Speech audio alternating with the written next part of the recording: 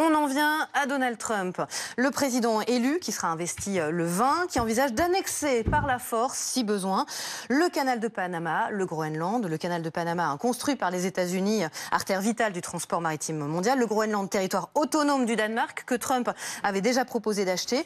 Là, il n'écarte pas un recours à l'armée. Il voudrait aussi que le Canada voisin devienne un État américain. Alors justement, les Américains, qu'est-ce qu'ils en disent? On va voir ça avec Antoine Lard. Visiblement, ils ont été pris un peu de court.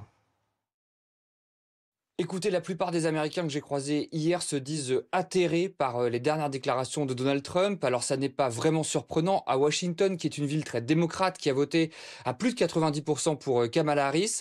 Mais j'ai aussi croisé un électeur trumpiste et même lui se dit choqué.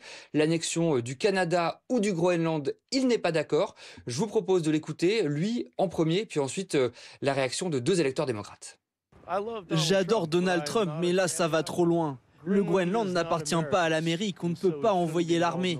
Et j'adore le Canada, c'est un pays très puissant. Je pense que c'est un idiot qui raconte n'importe quoi. C'est juste des paroles en l'air. Je suis horrifiée. J'aimerais être optimiste et me dire que les choses ne vont pas mal tourner, mais je ne sais pas. Alors tout cela n'est peut-être qu'une nouvelle provocation ou une posture pour négocier, mais dans son entourage, on dit que Trump est très sérieux. Faut bien voir que cette fois, il a autour de lui une équipe composée exclusivement de fidèles qui vont dire oui à toutes ses demandes, y compris les plus folles. C'est la grosse différence avec son premier mandat. À l'époque, il y avait à la Maison-Blanche, dans l'administration ou dans l'armée, des personnes pour lui tenir tête. Mais ça, c'est terminé. Il n'y a plus de garde-fous et c'est un Donald Trump sans limite qui va s'installer dans moins de 15 jours maintenant à la Maison-Blanche. Et pour en parler avec nous, Nicolas Conquer, porte-parole des Républicains Overseas en France. Cécile Coquet-Mokoko, bonjour, merci d'être en direct à distance avec nous, professeur de civilisation américaine à l'Université de Versailles-Saint-Quentin en Yvelines. Et puis Patrick Sauce, éditorialiste politique international de BFM TV. Justement, avec vous, on va aller au mur, à la carte, parce qu'il faut qu'on resitue un petit peu tout ça. Le Groenland, le Canada et le canal de Panama. Alors le Groenland, tout en haut, donc je le disais, territoire autonome du Danemark, qu'est-ce qui intéresse Donald Trump à ce point? Il parle de sécurité nationale. Il y a aussi des sous-sols. Il y a quelques années, il proposait déjà d'acheter ce territoire. Bien sûr. Alors, vous avez raison de déjà montrer que le Groenland est proche des États-Unis. C'est vrai que, par exemple, mais pas que. le Groenland, côté, on a la Russie, oui, mais il est plus proche de New York que de Copenhague, la capitale du Danemark. Le fait est qu'il faut s'intéresser au Groenland, ce qu'il y a dessous, mais aussi ce qu'il y a autour. Ce qu'il y a dessous, c'est vraiment une mine à ciel ouvert de métaux rares. Tout ce qu'il manque sur le reste de la planète, mais qu'on retrouve aussi dans certains territoires. C'est censé être préservé comme territoire aujourd'hui. C'est censé être préservé, oui, mais soyons pas naïfs. Il y avait, au début du 21e siècle, une dizaine de licences pour des forages et d'exploration qui avaient été lancées auprès du Groenland et du Danemark. On en est à une centaine aujourd'hui. Donc les métaux rares, mais pas seulement. Des métaux rares, des voies maritimes même, comment dirais-je, à Taïwan et en Chine. Je le dis comme ça que vous l'ayez en tête. Et puis les routes maritimes. On n'en parle pas beaucoup parce qu'on est vraiment concentré sur notamment la guerre entre la Russie et l'Ukraine, mais les routes nord avec la fonte des glaces se dégage, et de la calotte glaciaire. On ne passait pas avant, on passe maintenant. Je vous explique par exemple, si vous allez de Shenzhen jusqu'au Havre avec un porte-conteneur, si vous passez par la route nord, vous gagnez 10 jours à peu près, et donc énormément d'argent. Et c'est pareil pour Donald Trump, il pense à son trafic et à son économie. Ça c'est le Groenland. Le Canada, allié subventionné, dit Donald Trump, qui voudrait en faire un 51e État américain. Oui, qui serait un 51e État, je vous le dis déjà, totalement démocrate. Le Canada, c'est l'un des plus grands pays du monde. Mais donc vous avez c'est pas une affaire pour lui. Mais non, vous avez simplement 34 millions d'habitants qui sont le long de la frontière parce que c'est difficile. La frontière, il dit que c'est une ligne artificielle. Voilà. Bah, parlez-en aux Canadiens, parlez-en aussi aux habitants. Le Premier ministre Trudeau, démissionnaire, dit moi, je connais très bien les habitants de l'État de Washington à Seattle. Je connais énormément également les habitants du côté de l'État de New York. Ils font commerce. C'est un petit peu, effectivement, comme les Lorrains ou les Alsaciens avec les Allemands, les Belges et les Luxembourgeois. Mais chacun veut quand même sa souveraineté. Et je vous explique, 34 millions d'habitants qui seraient démocrates, ça fait à peu près 50 grands électeurs qui ne voteraient jamais pour un républicain.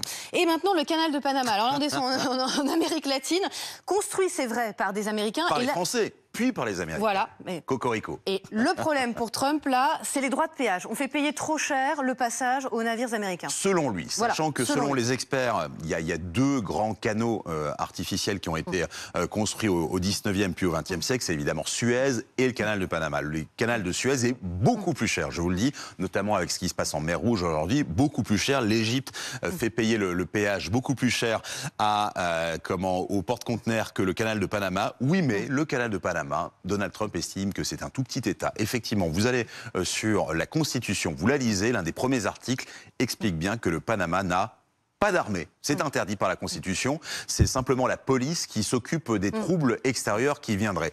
Et évidemment, par la force, si jamais l'armée américaine arrivait, il n'y aurait aucun souci pour prendre ce Panama. Le fait est que pendant des années, il y a eu... Alors on ne peut pas appeler ça une concession, mais les Américains ont, pendant une vingtaine d'années, essayé de gérer ce canal du Panama main dans la main avec les autorités panaméennes.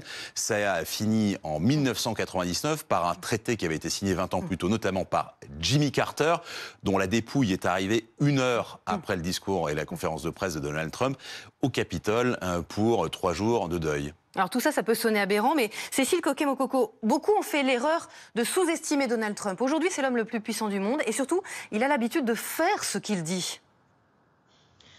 Oui, il a surtout l'habitude de menacer pour avoir des conditions favorables, pour avoir le deal qui l'intéresse lui. Et donc, il poursuit sa promesse de mettre les intérêts des États-Unis en premier. Et donc pour ce faire, il est économique. C'est de la négociation, en fait. Qu'est-ce qu'il veut réellement obtenir ? Il veut obtenir des droits de péage préférentiels par rapport à la Chine, au Panama, par exemple. Il veut menacer le Groenland de tarifs douaniers qui seraient prohibitifs, de façon à obtenir des deals qui soient favorables à l'indépendance énergétique des États-Unis, en particulier en matière de pétrole et pour le Canada en matière de gaz de schiste. Nicolas Conquer, on se dit, ça promet quand même.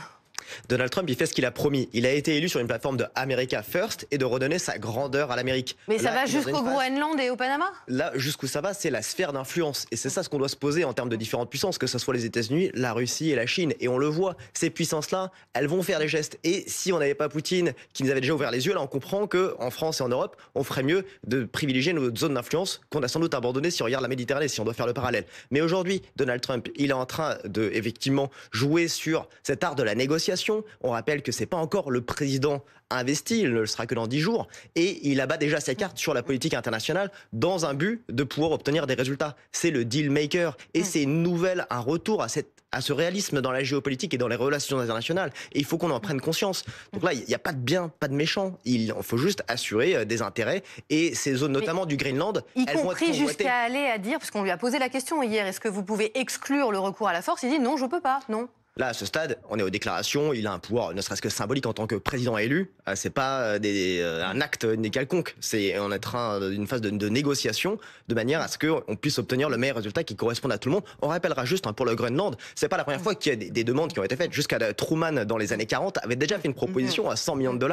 On rappellera aussi que les États-Unis ont racheté l'Alaska, justement parce qu'il y avait des menaces effectuées par d'autres puissances hégémoniques dans la région, notamment la Russie. Donc aujourd'hui, les menaces, elles sont présentes et les États-Unis, ils sentent qu'ils ont un intérêt stratégique et c'est ce pourquoi Donald Trump a été élu massivement. Regardez les États-Unis version Donald Trump, c'est la carte qu'il a postée hier sur les réseaux sociaux. Le Golfe d'Amérique. Voilà, ah oui, alors il veut renommer le Golfe du Mexique en Golfe d'Amérique, mais là, vous voyez, il a annexé le Canada. Cécile Coquet-Mococo, c'est donc quel but ça ?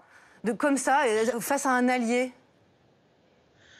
Alors, le but, c'est de dire qu'effectivement, les États-Unis sont une puissance majeure et qu'elle ne pallie pas face aux puissances impérialistes chinoises et russes.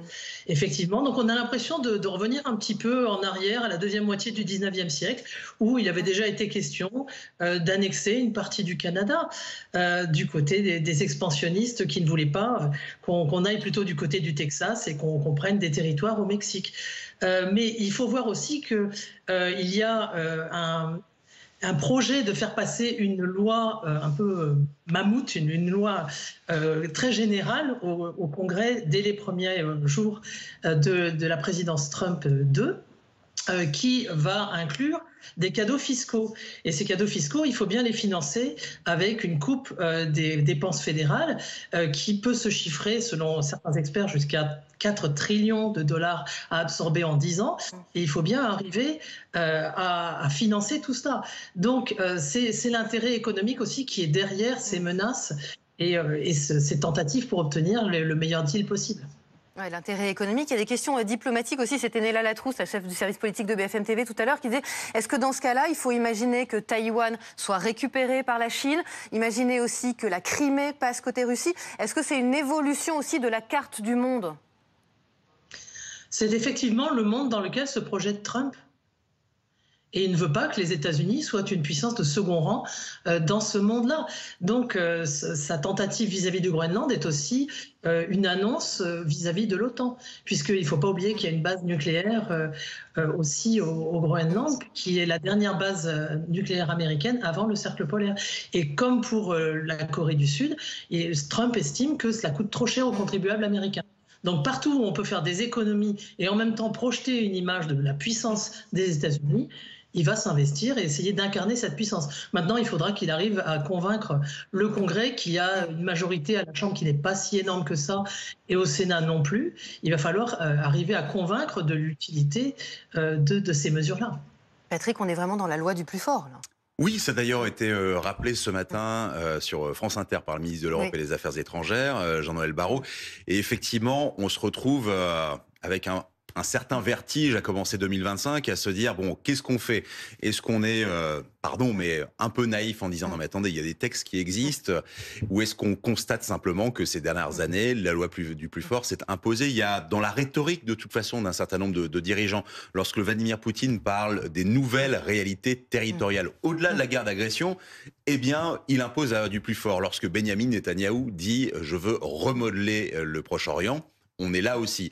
Et donc, quand vous expliquez sur la carte, notamment qu'au Groenland, vous avez de quoi monter, si vous prenez certains métaux rares, des semi-conducteurs, vous n'avez plus besoin de Taïwan. Et donc, vous laissez la Chine imposer sa loi du plus fort. Et ça va être le véritable défi, notamment des Européens, c'est de dire, est-ce que, se poser la question, est-ce qu'on doit simplement montrer les traités en disant, bah, attendez, vous n'avez pas droit, et évidemment laisser passer un certain nombre de trains, même je le dis avec beaucoup de cynisme, ou est-ce qu'il faut se lancer dans sa propre défense?